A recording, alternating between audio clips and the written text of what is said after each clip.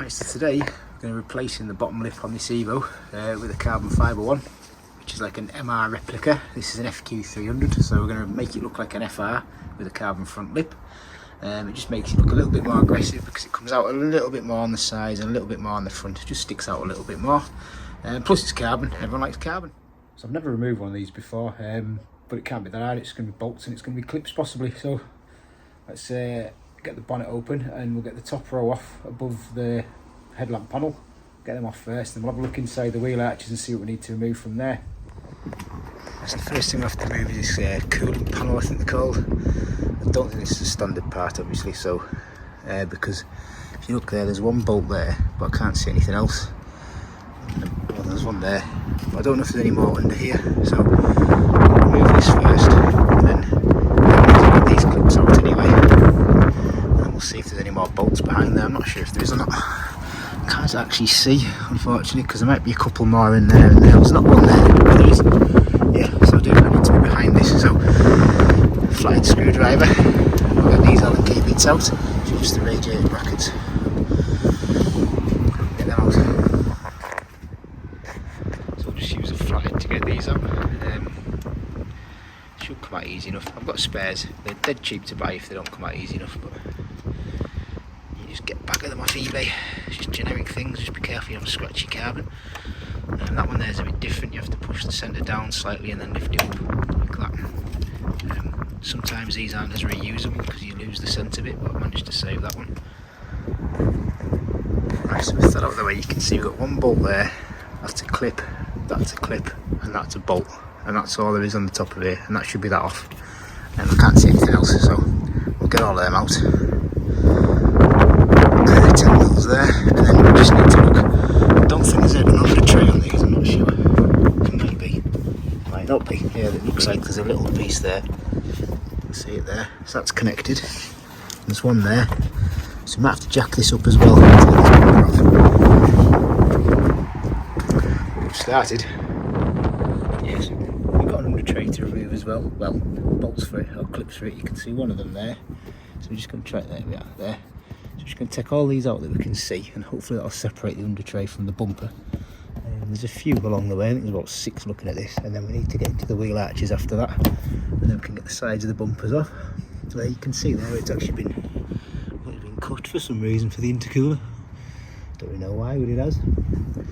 Also we've got I think it's there, you've got the intercooler spray as well, which we'll need to disconnect once we find out where the pipe for that comes in at.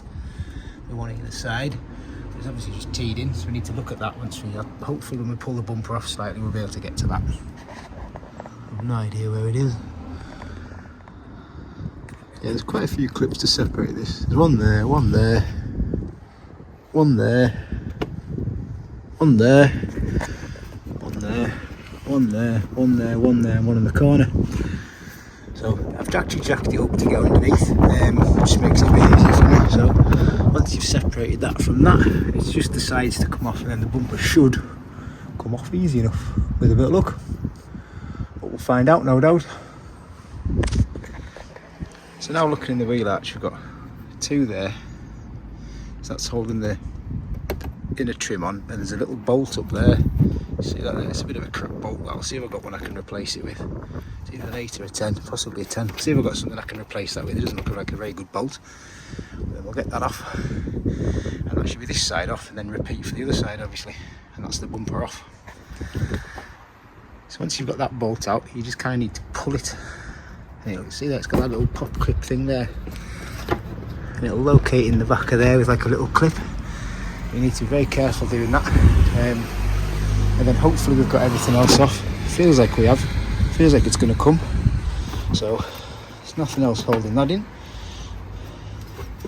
Nothing holding that in. Although it does feel tight actually somewhere. Can't work out how or where, but it does. Feels like it's still connected somewhere. Maybe it just got clips under there that need to pop out, so we'll try. Hopefully not break anything. Don't really like doing these.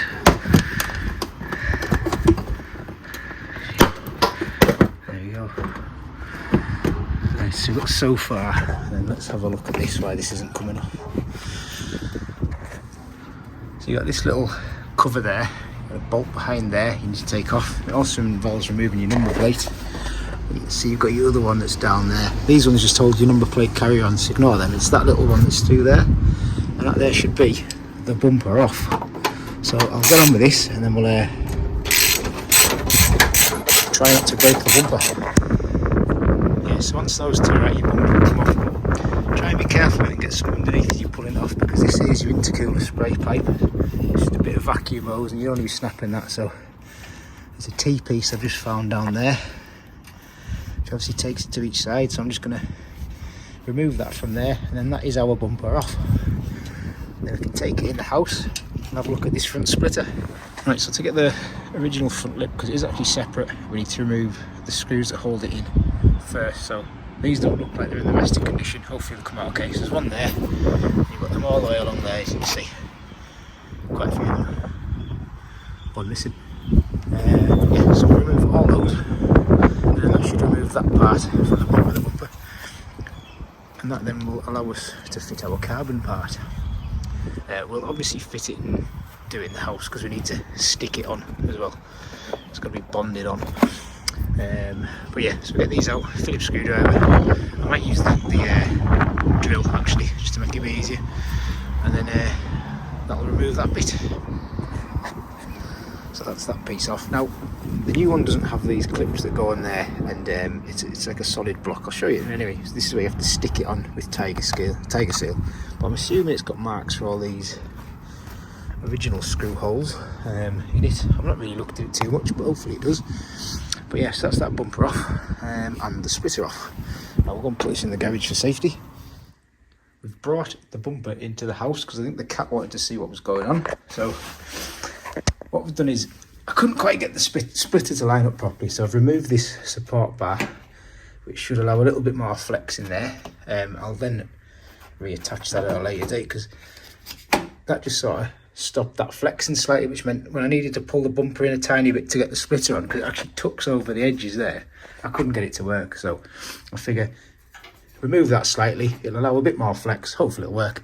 I just now need to prop this up so it sits up the way like that, using something or other, or will it do it itself? I'll use the cat's stand, I guess. Right, yeah, I'll find something. Prop this up and then try and push this splitter on. Now it says on it to, basically it's got kind of marks where these holes were, and what I'll have to do is drill through with a pilot hole, it says, before using the screws, obviously, because you don't want to drill the full sizing because it's fiberglass. So if I do that and it fits on okay, I'll then remove that and I'll run a tiny little lip of tiger seal all the way around there as well, just a tiny little bead of it, just to when it screws in, it kind of pulls it on as well. I don't think it's going to come off because obviously it's pushed on by the wind as well, but these are the side pieces there that need to be stuck on.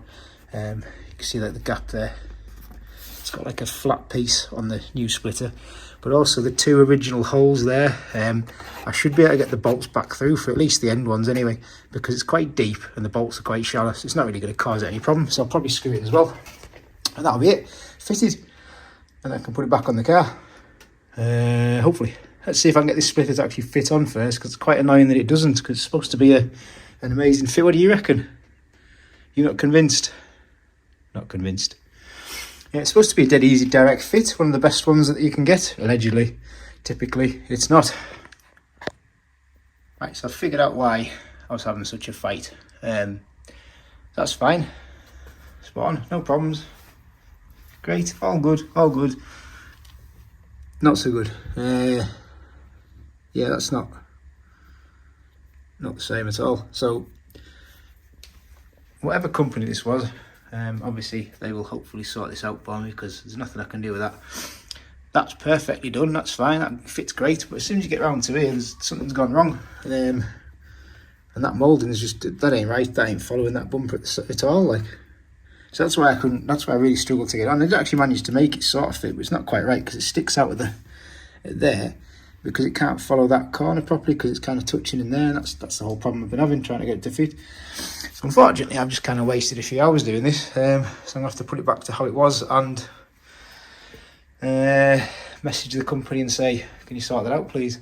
It's a proper shame, because that looks ace, which is typical. It would look a hell of a lot better, but I can't fit that. I'm not going to fit that because that's no good. So yeah, nightmare. I have to put the old one back on. What a waste of a day. But yeah, that was how to remove a front bumper on an Evo 9. Unfortunately, the front splitter was a fail. And I will obviously redo this when the splitter turns up, but I'll probably won't video that now.